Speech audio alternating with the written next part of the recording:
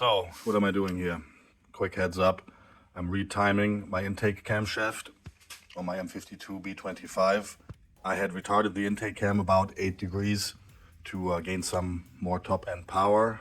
However, I feel like I lost too much torque down below and mid-range and couldn't really feel a huge improvement on top, shifting the torque curve to the right.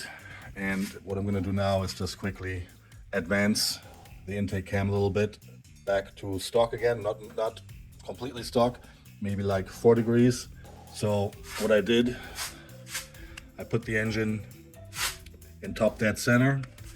You can see this one is flush, the exhaust cam in the back with the square lobe where you usually put the timing locking tool, which I don't have at the moment, but I know this is straight.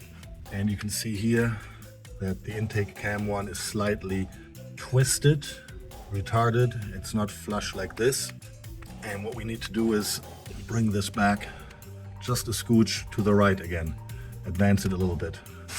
You can see here also the two lobes pointing towards each other, and you can see clearly that the intake one is a little bit down compared to this one, so we need to bring it to the right a little bit this way, just a scooch. All you have to do is loosen 4 bolts on the exhaust cam secondary chain sprocket, use your wrench and just twist the intake cam just a little bit to the right, which will advance it.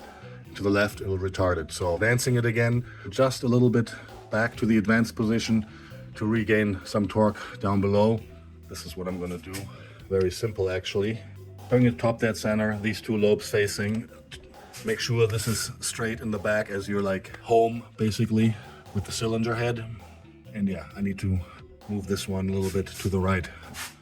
Fairly simple, just took the valve cover off quickly, loosen those 4 and go at it. To undo, loosen the bottom ones here. I have to undo the plugs for the vanos right here so I can access them.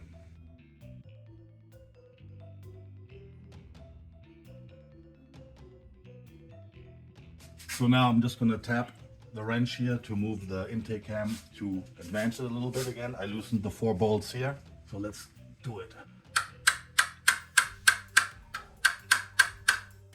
That's it. So you can see now exhaust cam square lobe now is again almost flush with the intake one. It's still a little bit retarded, but not as much. So I'm going to leave it at that and see what the vanos angle will say now when I start the car.